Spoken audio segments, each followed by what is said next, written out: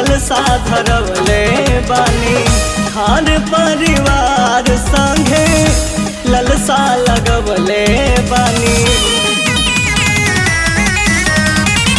आंगन लिपवले बानी कलसा धरवले बानी।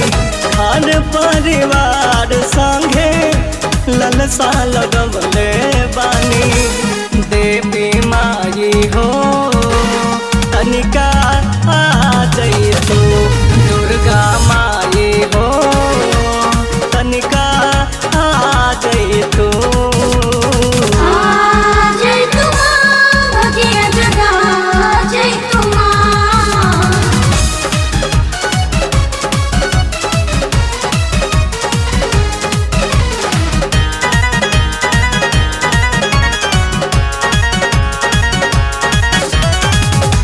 नव दिन भूखले मारी करब हम पूजनवा। श्रद्धा से भक्ति से लगाइब ध्यानवा। नव दिन भूखले मारी करब हम पूजनवा। श्रद्धा से भक्ति से लगाइब ध्यानवा। पान फूल मेवा मिसरी नरियल मंगवले बानी।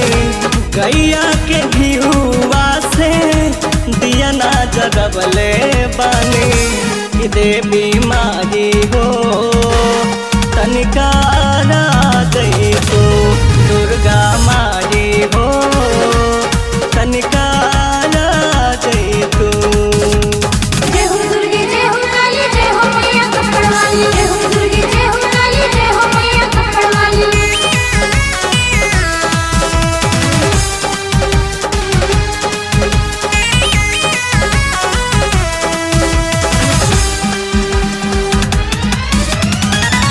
रौरे चरनिया के लागल बयसरा।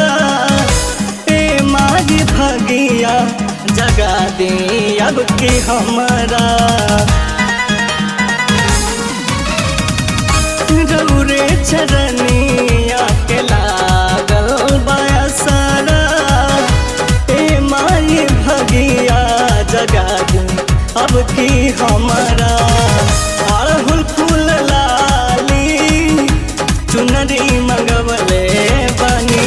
बलका मृत्युंजय से भजन गवावा तानी। देवी माई हो तनिका आ जाई तू, दुर्गा माई हो तनिका आ जाई तू। आंगन लिपवले बानी कलसा भरवले बानी।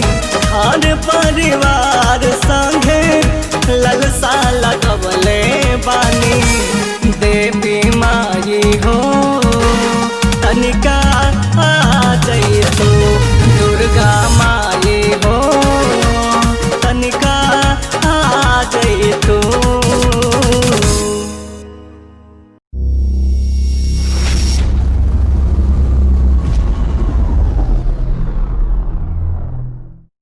हमारे चैनल को रेगुलर सुनने या देखने के लिए नीचे दिए गए सब्सक्राइब बटन को जरूर दबाएं, लाइक एंड सब्सक्राइब करें।